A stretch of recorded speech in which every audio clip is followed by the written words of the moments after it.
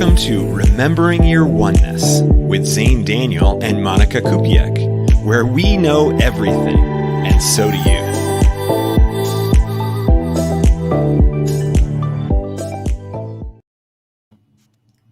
Hello. Hello, Xane and everybody that's watching. Hello, Monika and everybody that's watching. Are you just going to be repeating what I say? No, I am not going to do that. That would be super annoying. And yeah, it would be like we were like children, which, you know, being the child isn't such a bad thing. But no, just can't overthink that one. Oh gosh, here we go. Today's theme is overthinking and swimming with sharks, which is kind of great because at first you might think they have nothing in common with each other. Why would we do that? And then you go, well, actually, swimming with sharks, it'd be pretty easy to overthink in that situation. So I'm kind of excited because Monika, you went swimming with sharks last weekend, right? I did. It's been on my bucket list since I've moved here, and I finally stopped my overthinking and went. Yes, good for you. And then, of course, my video today is about overthinking, and so this will be fun because we have underwater video footage of you and audio footage for those that are listening only. Of you in the water with the sharks and the whales. And it's pretty amazing to be able to hear that. Yes. So I actually preferred the whole experience was just with the whales.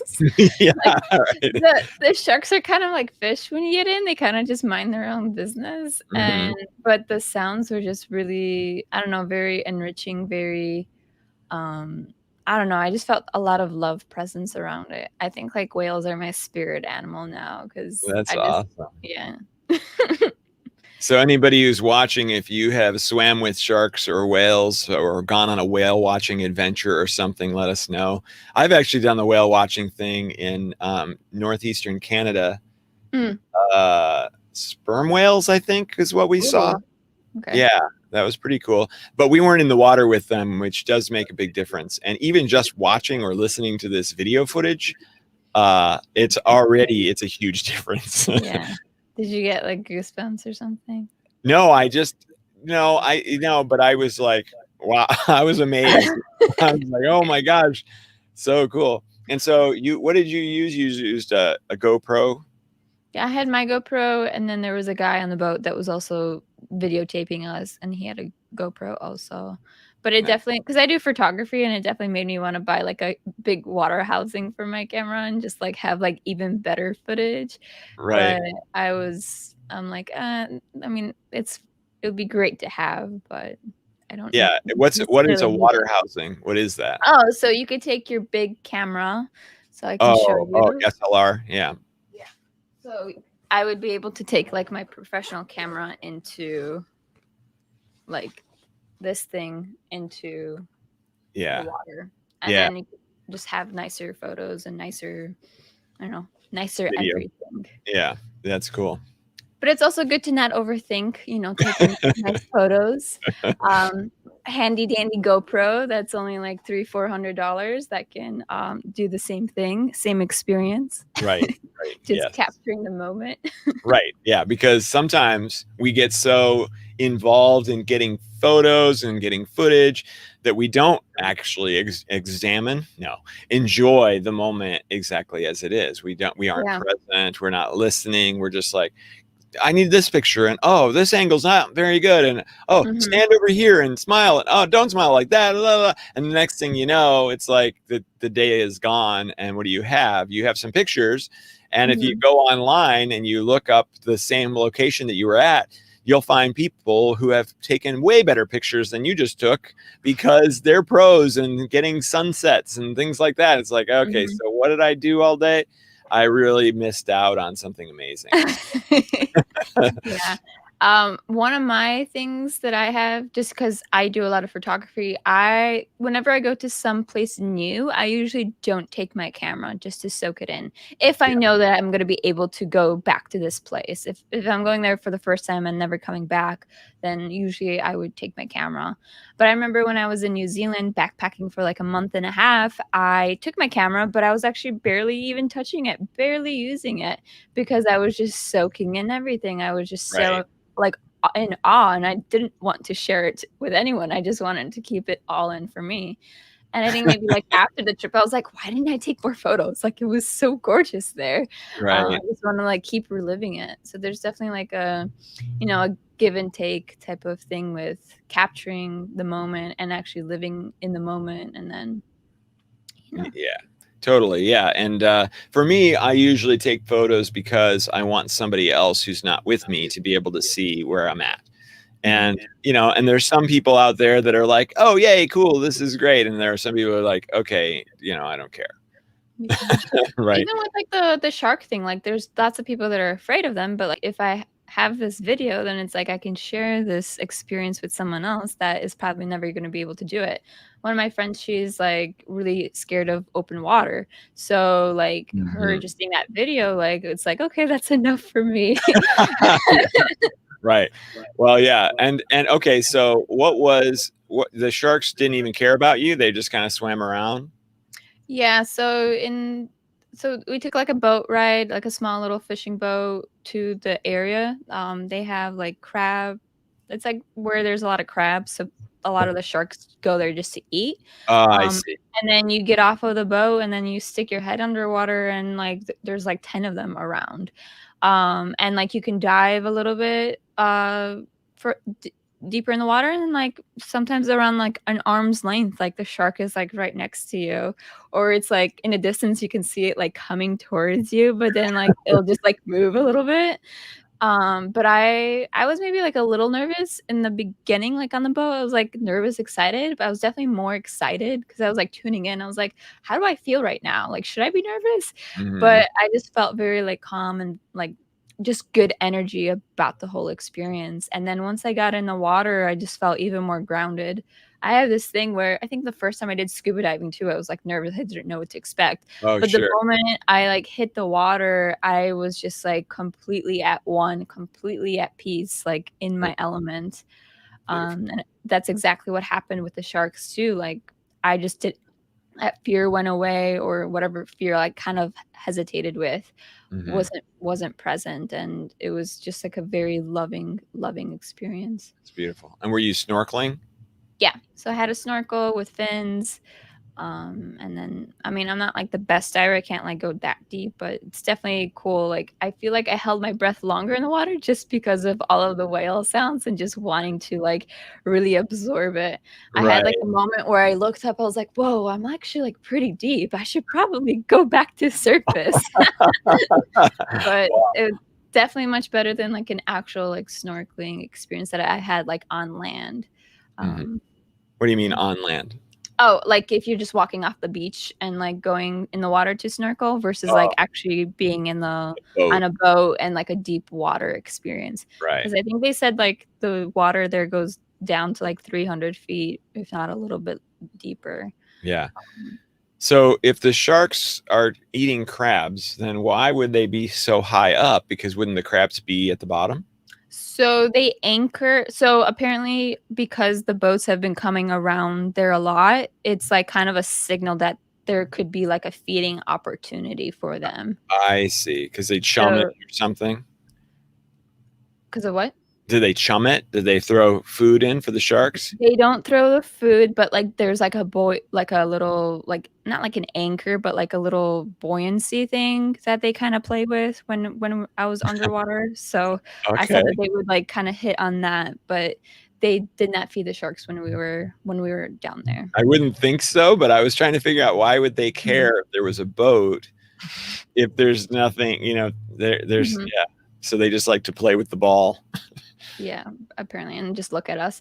But this is like a type of shark that I think they're called Galapagos or something. Yeah, Galapagos, yeah. And they just don't like they don't care for humans. So there's definitely other sharks that are more dangerous. Sure. But these ones are like cats almost. Yeah, right. That's cool. So. All right. Well, with all of that, we should probably watch the video, right? Yeah, let's show everyone. Okay, yeah. And so even if you're listening to this as a podcast, you'll still be able to hear the whale sounds.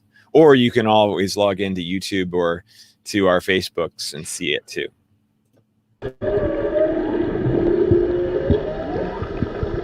This looks like you were pretty deep. Is this a small bit? And you're like, oh my gosh. Yeah, it's not too bad. And there's me swimming. This is where I went pretty far in, and then you can see how it was. Yeah, they were just hanging out. What kind of whales were there? Whale sound. You know what the type of whales were?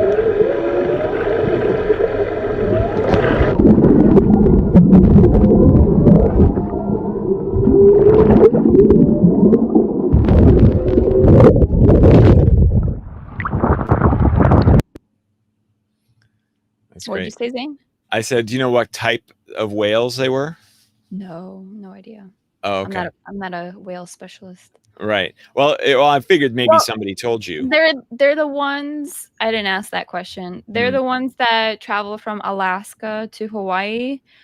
So that way they're with their baby calves here in Hawaii because it's like warmer. Okay. So they're the same type of the ones that you see in Alaska. Right.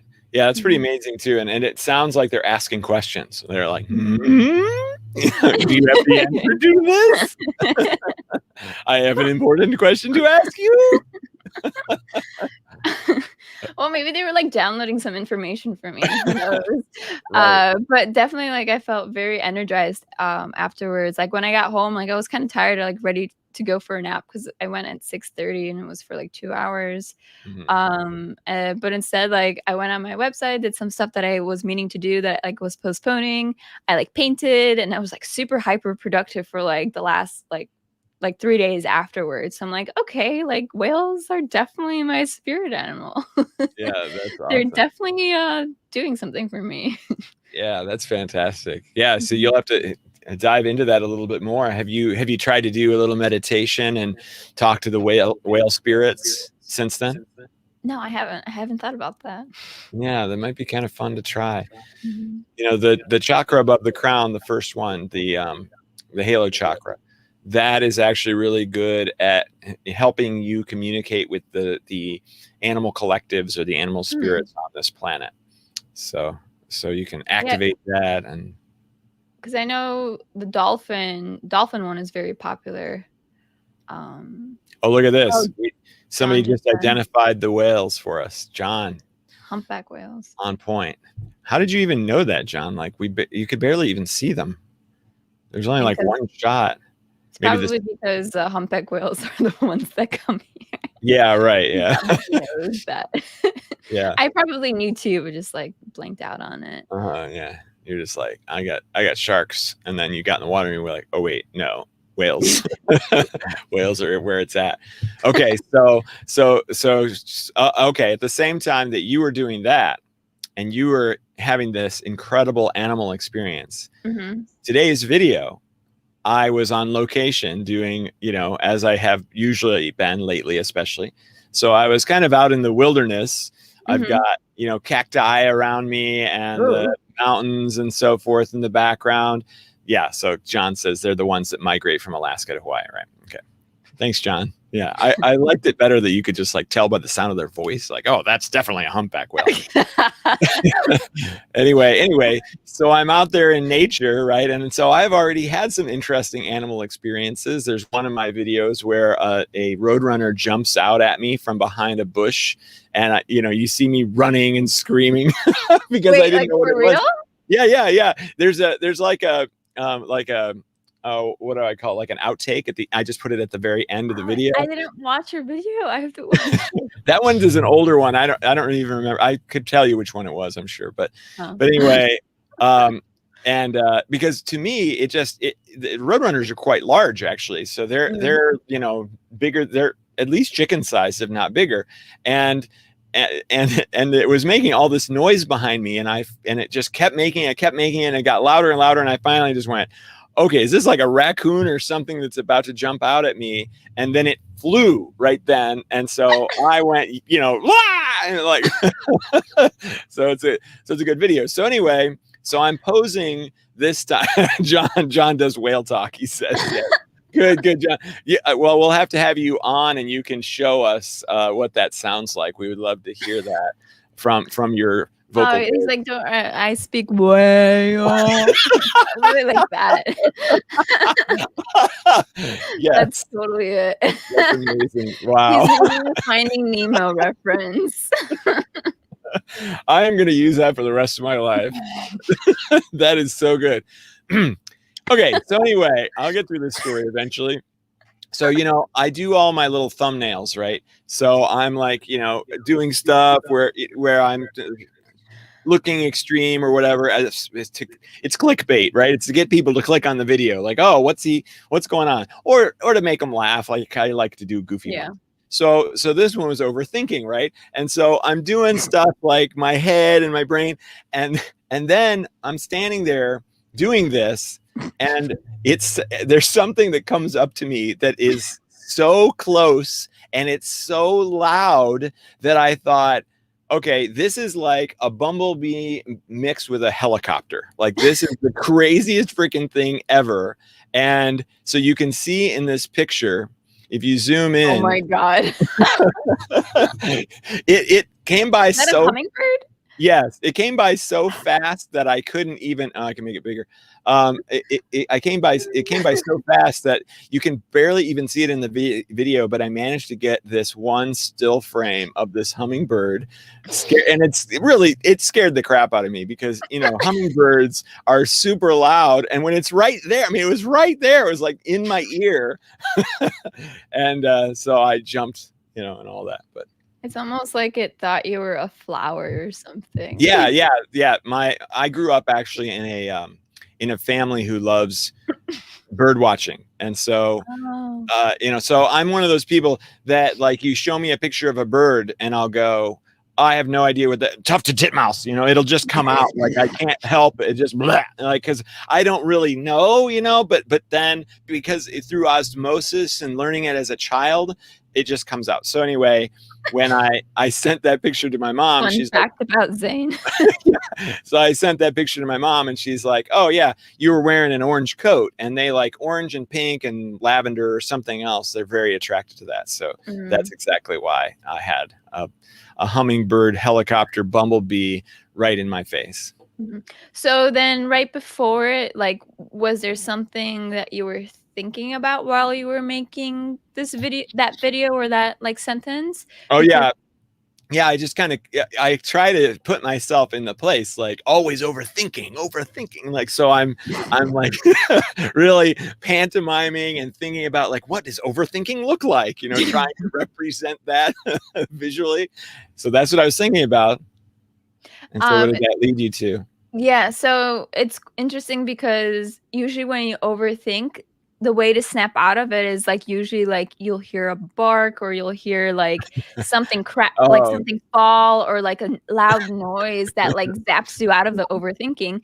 But you actually got like a hummingbird that like came by you. It definitely snapped me out of it. And so I was essentially overthinking about overthinking. Pretty ideal. Yeah. I have bird experiences too. Sometimes when I'm overthinking in my head and I get like a bird that like flies like by my eyesight pretty fast. Or one time I was sitting on a bench with my friend and we were at the zoo, and like a bird just like fell on my lap. Like, we were talking and I was definitely like venting to her, and like it just like fell on my lap. And usually like I take those as signs that like, okay, this doesn't serve me at all. Oh, sure.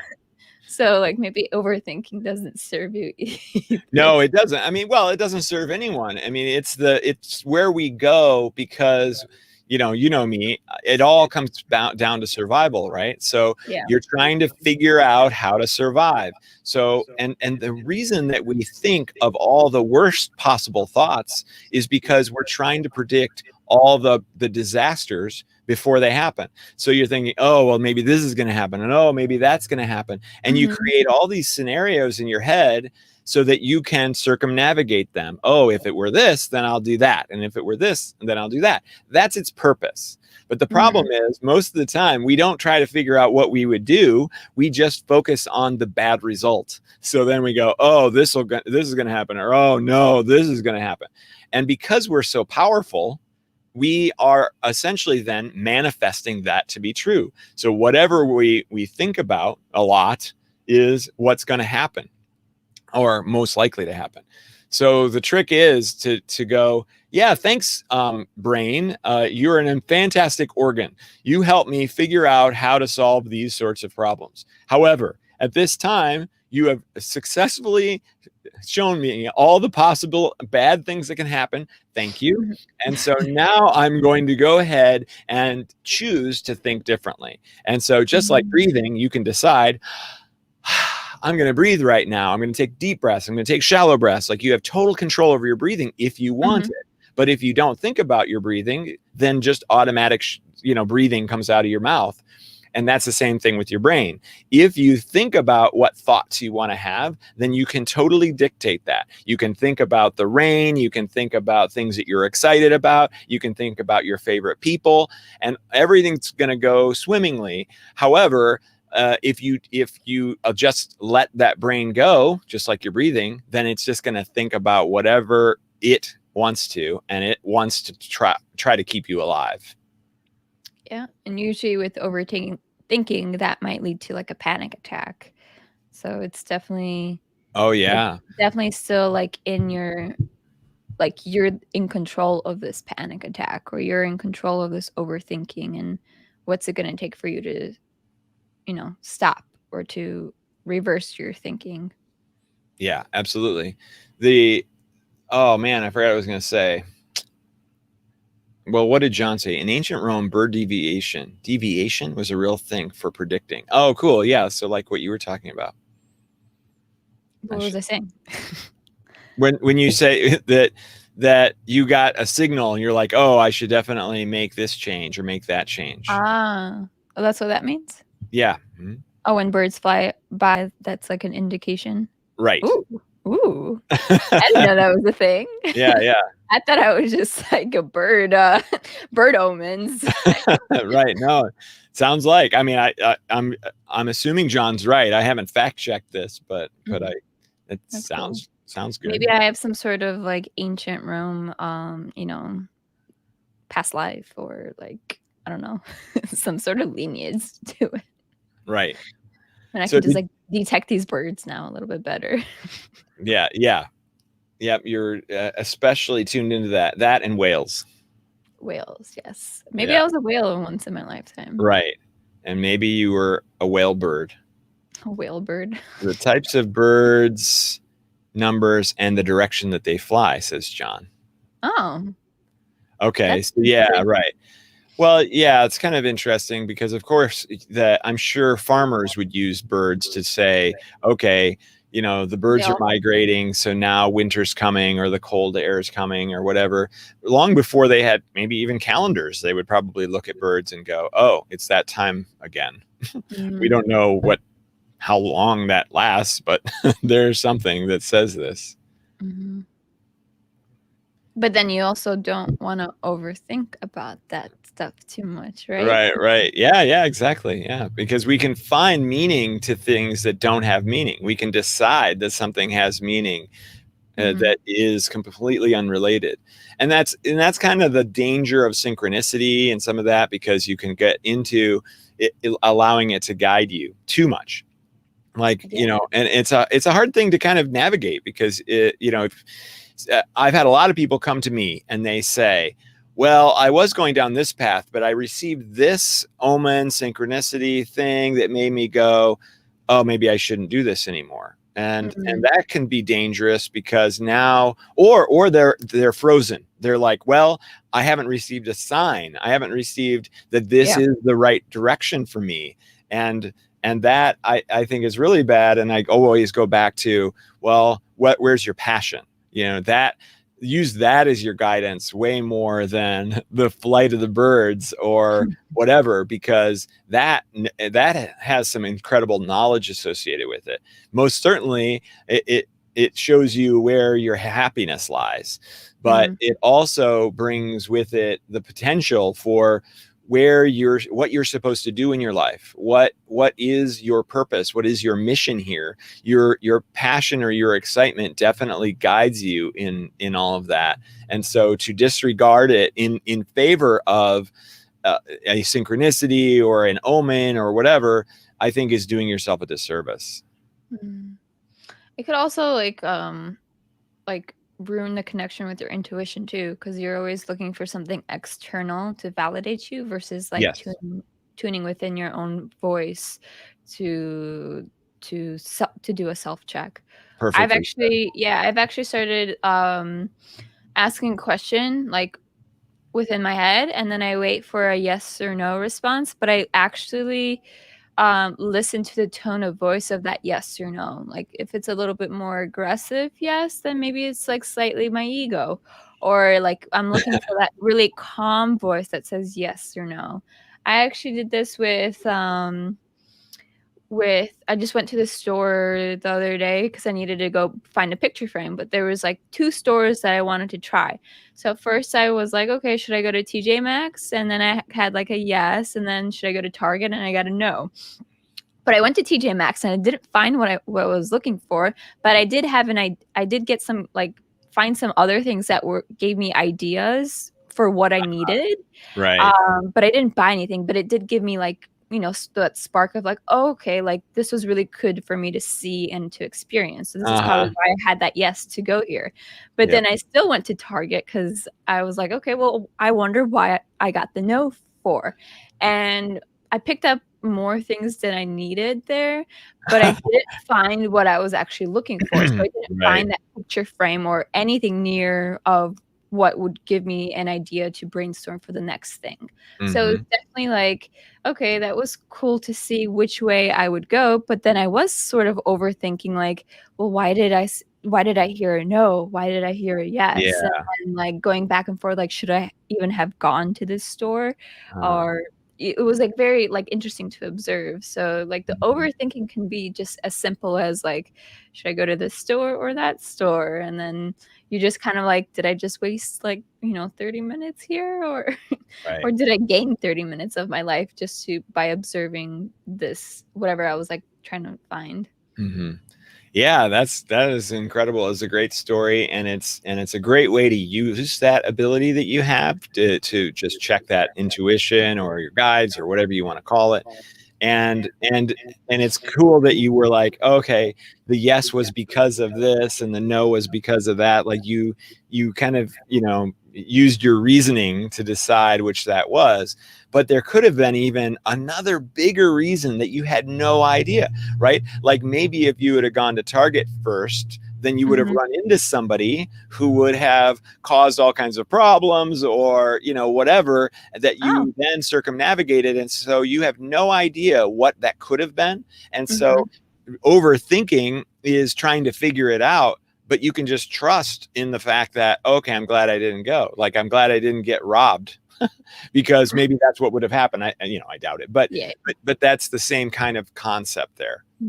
So it's more about like not overthinking in your head, but trusting that you made the right decision, and you always do. and just keep it at that. That like, okay, this is the best that I did in this moment for my highest good per se. Right.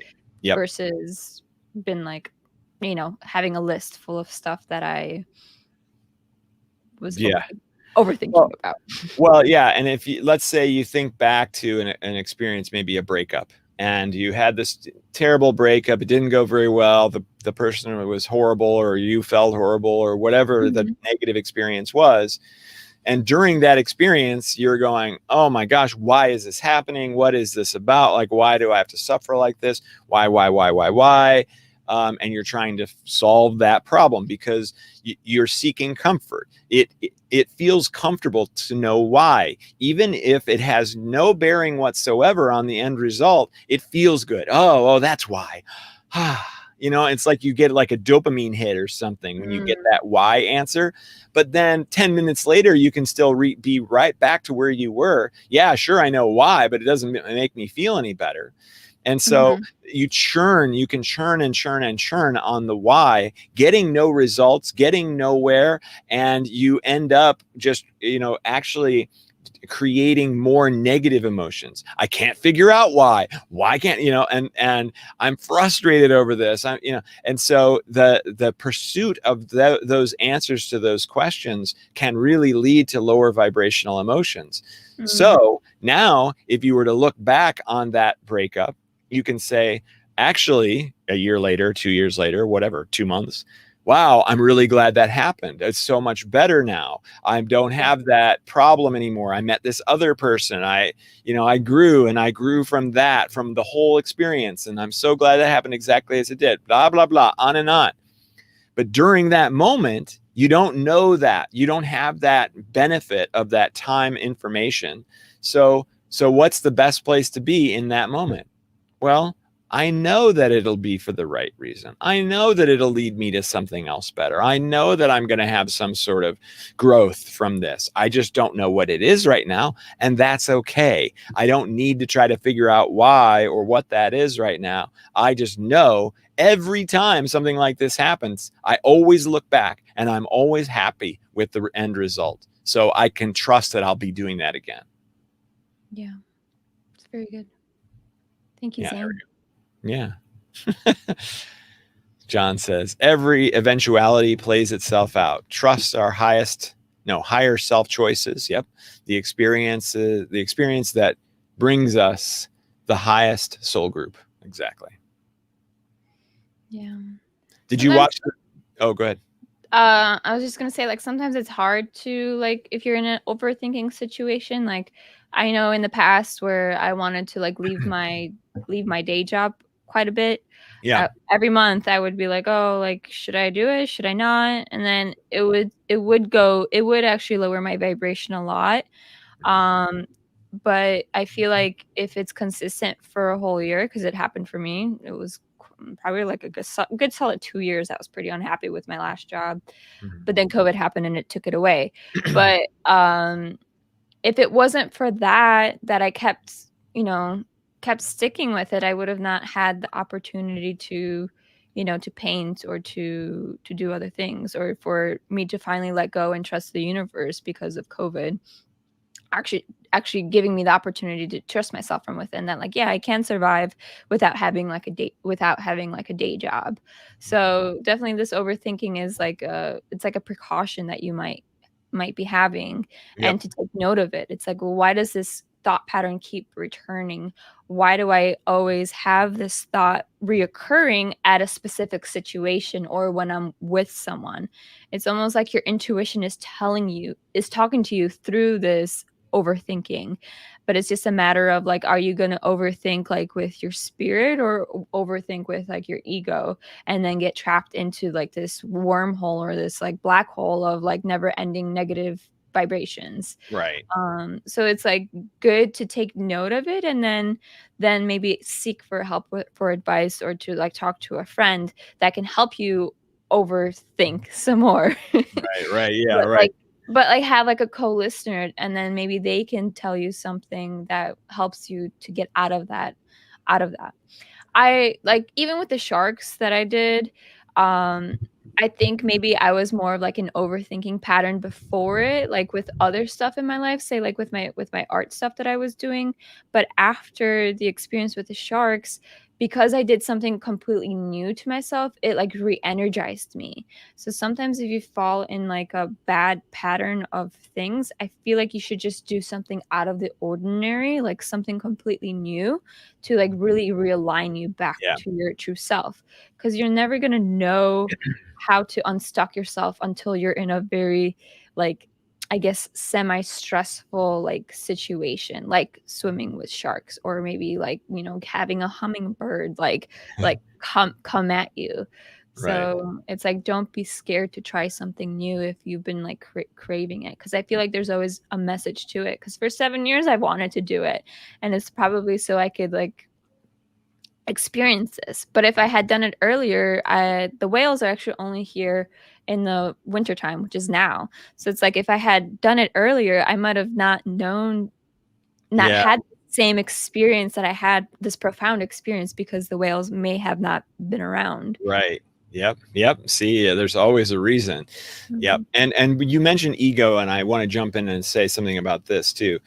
The ego mind, I don't usually use the word ego. I've got it defined a little bit differently to myself, and that I teach others, but I still think that it relates very well. There's the growth possible mind, and then there's the pursuing pleasure, avoiding pain mind. So there's the mind that says, I don't care what kind of pain I experience as long as I experience growth. Or there's the mind, make the pain go away. Where's the pleasure? I want it right now. Right. And that, I see that second one is a little bit more the ego mind, is just the get me through this, get over this, I'm done with this. But the growth mind, or the higher mind, is the one that says, hey, all of these experiences, no matter how terrible they are, result in something great. And so if you can move into that mindset, as opposed to the I just want this to be over mindset, then the potential for your growth and the potential for actually getting yourself out of this negative situation, paradoxically, is actually easier, because you are looking at it in the right way, rather than in the I just want to run away from this. And the more that you want to run away from this negative thing, the more it's just going to chase after you and stick with you. When you turn and face it and you say, bring it on, I'm ready, because I can handle pretty much anything. That's how powerful I am. Then all of a sudden, the stuff that has been making you miserable and giving you so much trouble, it doesn't seem so daunting anymore. Yeah.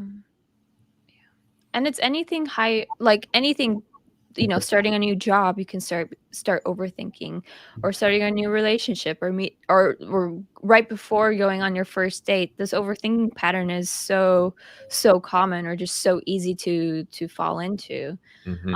And I feel like if you are more prone to maybe overthinking, doing like grounding exercises help, like going for a walk, drinking more water in the moment, or like listening to a meditation. That those are all tools that I use when I start to like overthink. Sometimes I actually like to overthink just because I like sometimes I like the feeling of it. Sure. It's like interesting how like your thought pattern kind of evolves to like a different idea when you're in this whole overthinking pattern. But like if your stomach is like clenching and like you just don't feel good on the inside, then it's definitely like not a healthy right form of, the healthy overthinking and the unhealthy overthinking. It's pretty obvious. So here's John just changed it right then. Okay.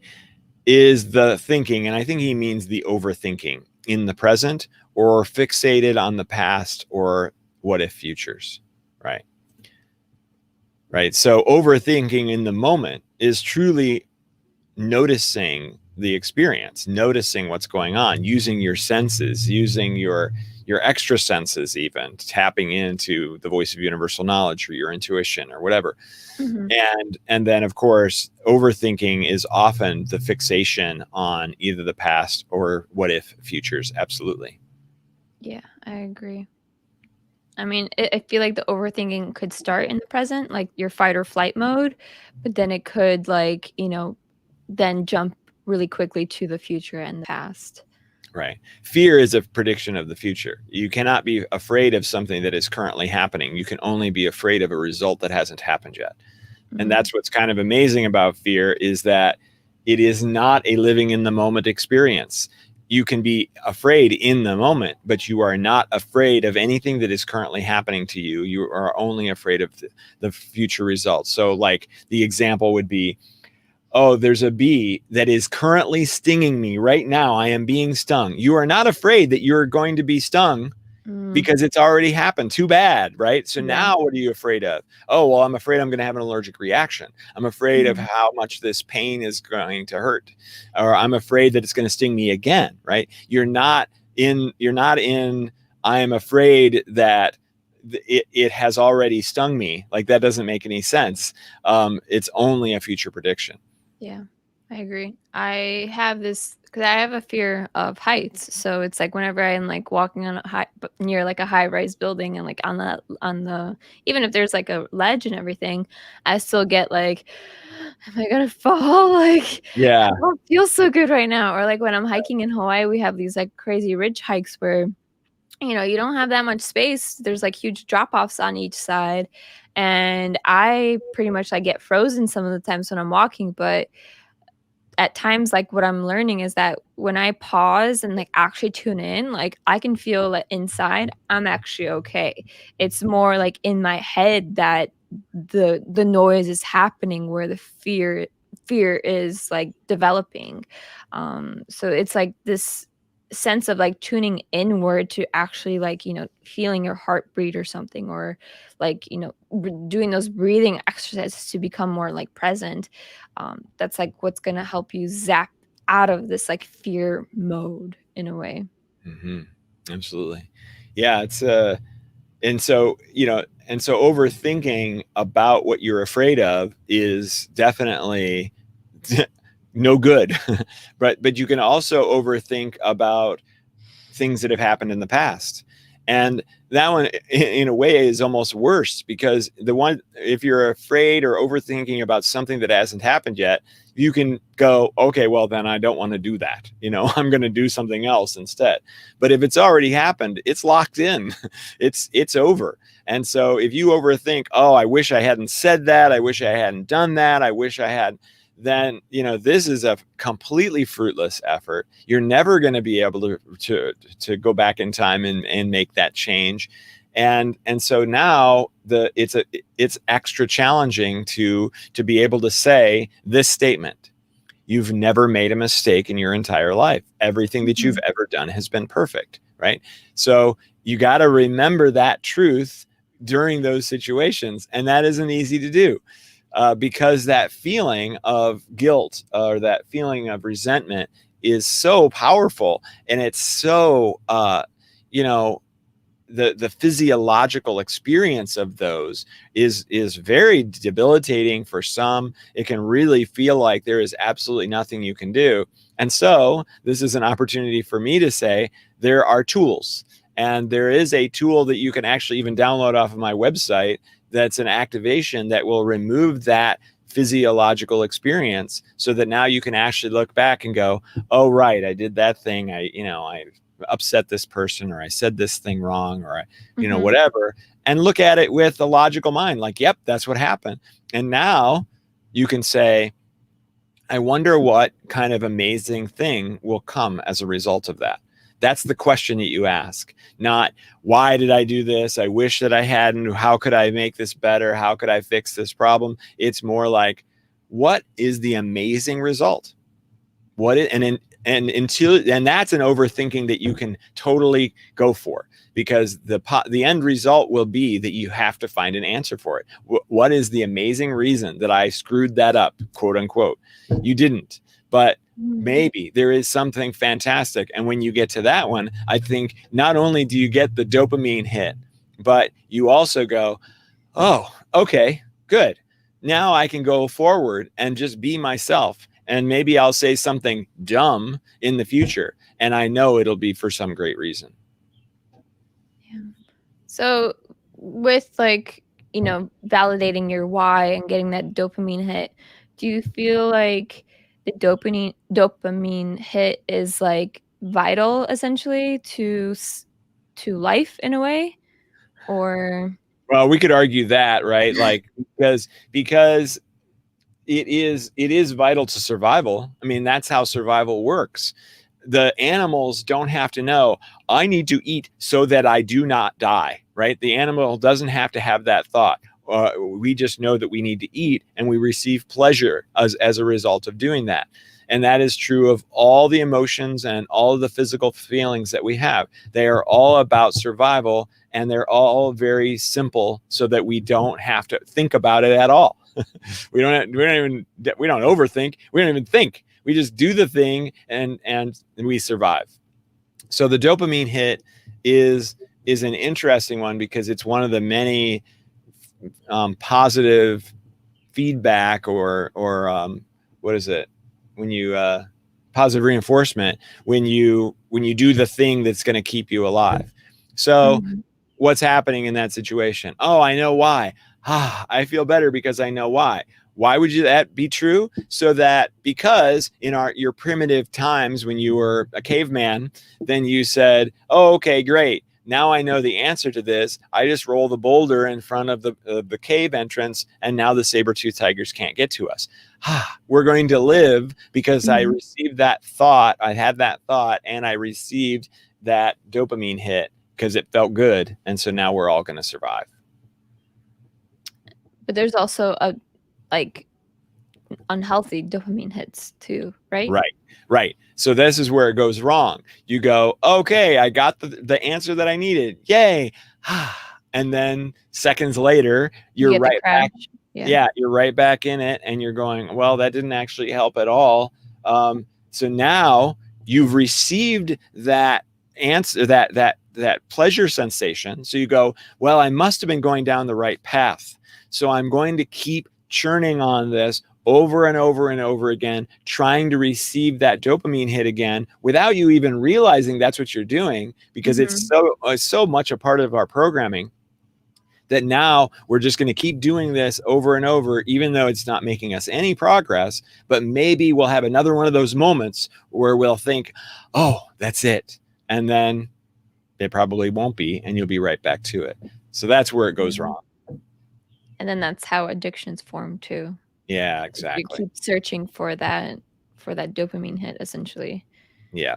So it's like the overthinking can lead to different paths. False results that, then encourage you to keep on going. So yeah, so the best advice is to really move into that mindset of, it's not about the pleasure, it's not about the pain. As a matter of fact, bring me more pain, because I know that in the end it will guide me to, or it will make me stronger, or it will make me handle just about any situation. So I'm not going to run from it. I'm going to turn and face it. Then you're not in that mindset. You're not trying to just receive pleasure. Now you're actually trying to get to something great. You're actually trying to get to a great answer, or to a great realization, which is, you've never made a mistake. Everything you've ever done has been perfect, or it'll always work out exactly as it's supposed to, or who's more powerful, this thing that I'm afraid of, or the universe? Oh, okay, the universe is way more powerful than this stupid thing that I'm worried about, and I'm majorly a part of that. I am that. So I'm just going to allow whatever it is to happen and have a kick-ass life. So is there anything that you've been overthinking about lately that you want to share? Oh, gosh. To give examples? I'd have to think about it. And how you're dealing with it? Do you already have one? Do you already have one? Because I got to think about it for a second.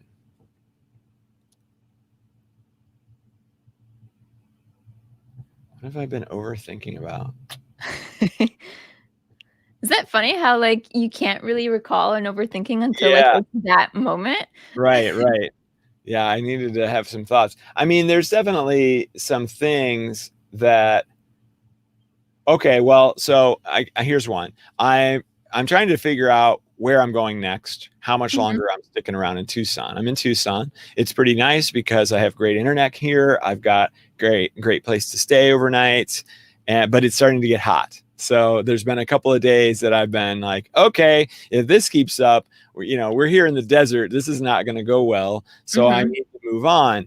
And I'm working with Awoken TV, of course, and they are in Los Angeles.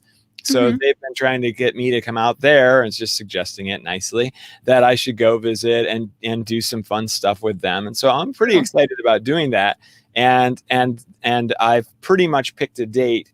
And it was funny because the prediction of the weather for next week was supposed to be upper 80s, and when it gets into the upper 60s at night, you don't sleep very well because that heat from the day just sticks to the van, So I'm going, I'm going to have to do this. And then the weather just completely changed. And now it's going to be really comfortable here all week and the week after probably. So I'm like, oh no. So now I'm leaving this awesome place to go there. So so I've been going back and forth. Like, do I stay? Do I go? How should I do this? that's an overthinking experience. Ah, okay, that's a good one. So I don't think you'll like Hawaii then. I think it'll be too hot for you. Oh yeah. Well, no. So there's a huge difference between 80 degree or upper 80s in the desert and upper 80s in the breeze of the ocean and the mountains. Okay. Yeah. Fair. Well, like, and I guess we'll never meet, Xane, because you just don't want the heat. No, I don't mind the heat at all, actually, but I'm in the van, right? And and I'm wearing suit coats, so it gets pretty hot pretty fast.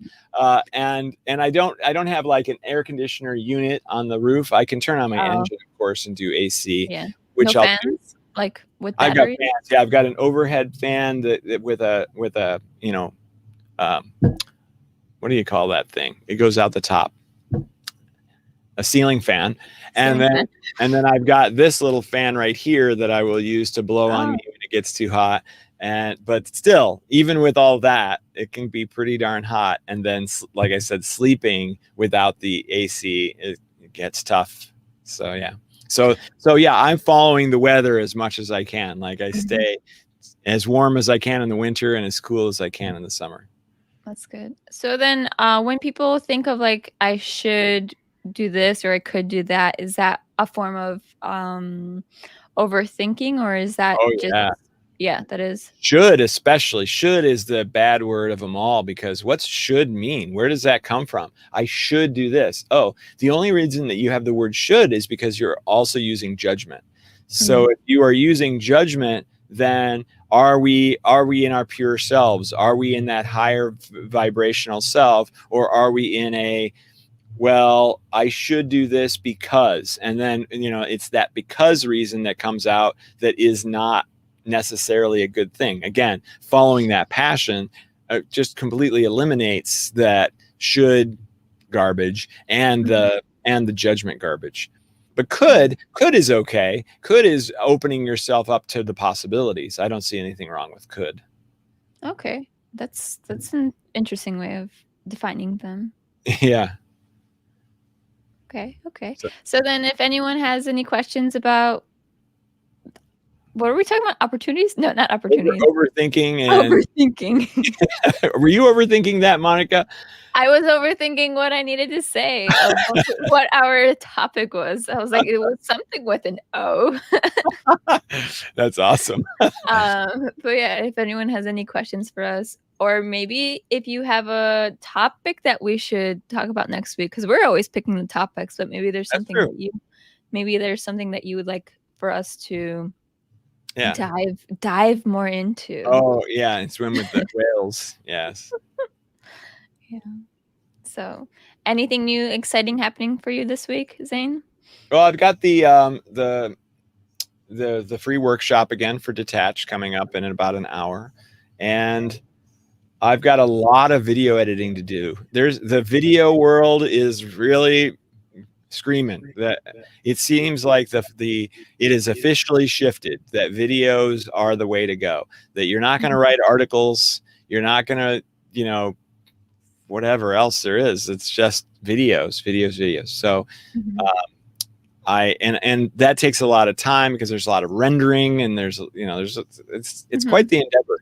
So I have actually reached out to somebody on Fiverr to help me do video editing, because I have so much video editing from the Higher Self Expo, because I'm splitting up all those. They're going to be on Awoken TV as well, so I'm getting all that prepared. So more reason to subscribe to Awoken TV. Nice. So yeah. How about you? What's going on with you? Well, I like to just play day by day. Yeah. I just wake up and see what I feel. That is amazing. Yeah. Spoken like a true surfer too, by the way. Probably why I blend well with Hawaii. I just kind of feel it out and see. Right. But I've got a couple paintings to finish up, and then working on brainstorming places for me to put my art into, like different retail shops. Yeah. So I'm trying not to overthink on that one, but I definitely want to just start narrowing my target a little bit. Have we talked about the clone test before? No.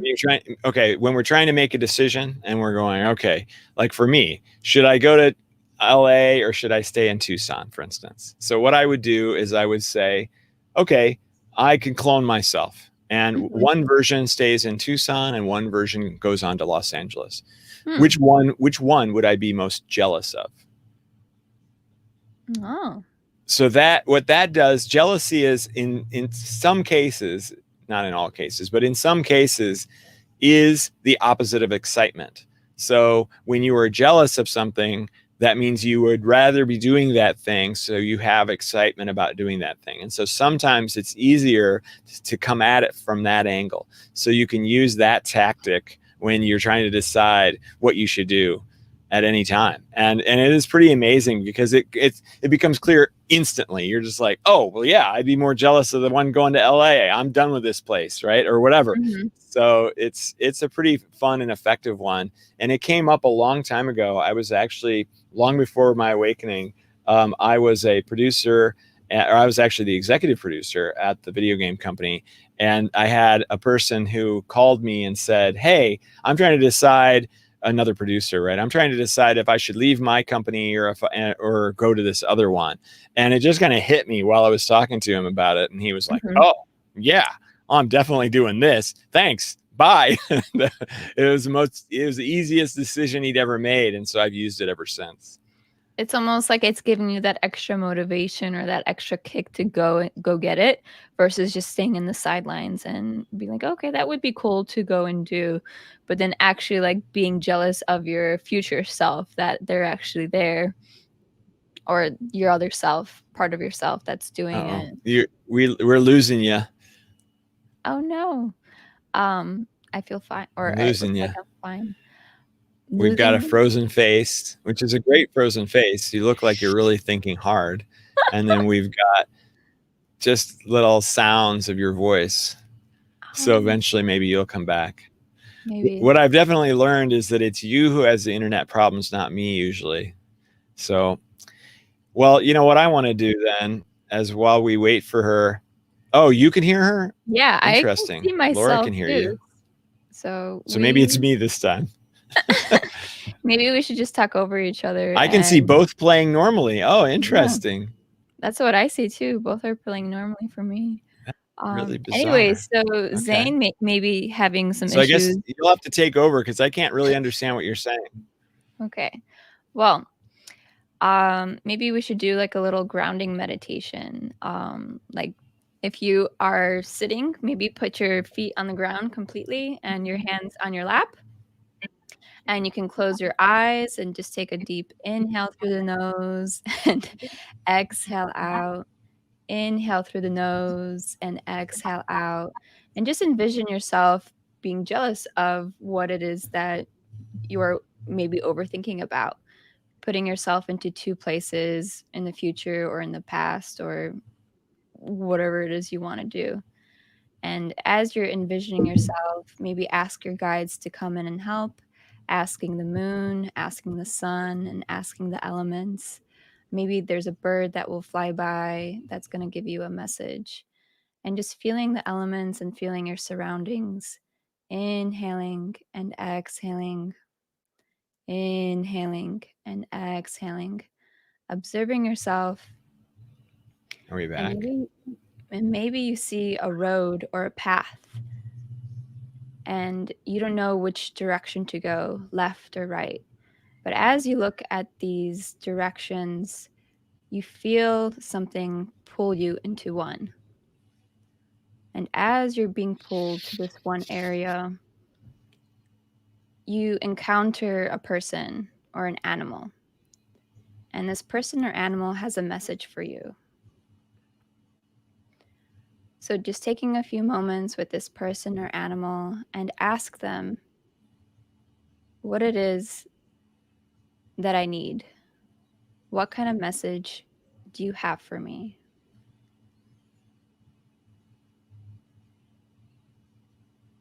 And as you hear the message, really feel it in your whole body. Feel it in your whole body as truth. Feel it in your whole body that you're already living this message. Maybe it is just hearing the words, I love you, or I care for you, or I love you, body. I love my body. What is this animal or this figure telling you right now?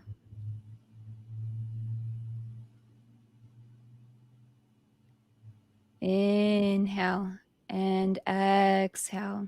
And then thanking this animal and thanking this figure.